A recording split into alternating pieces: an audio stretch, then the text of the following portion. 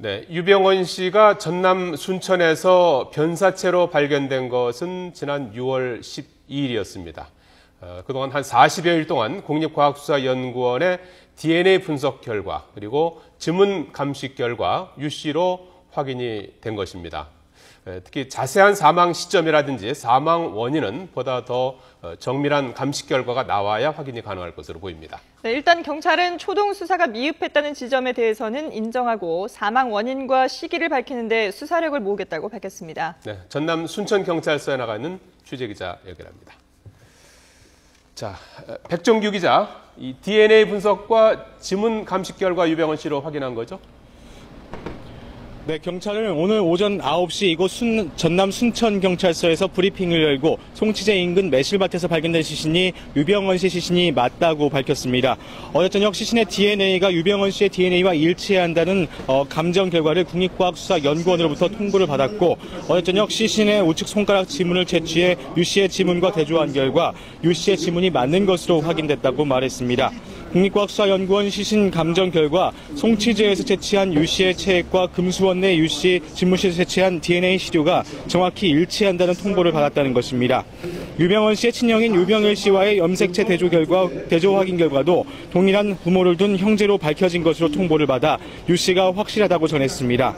또 유 씨의 유류품에서도 유 씨의 정황이 흔적이 남아 있었습니다.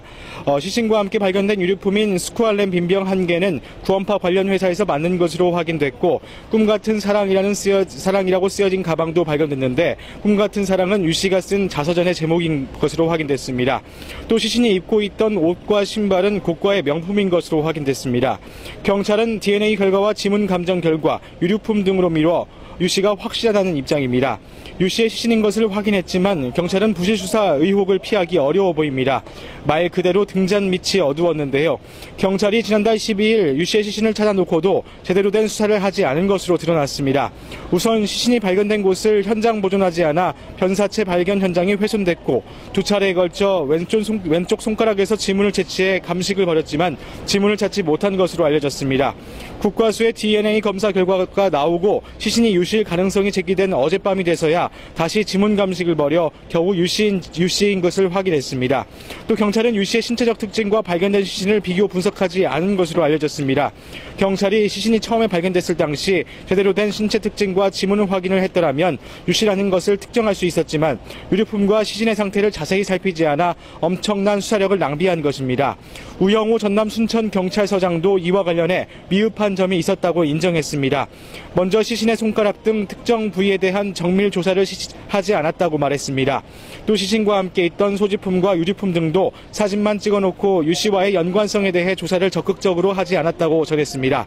결국 유 씨의 시신을 지난달 12일에 발견해놓고 검경수사팀은 헛물만 키고 다닌 셈입니다.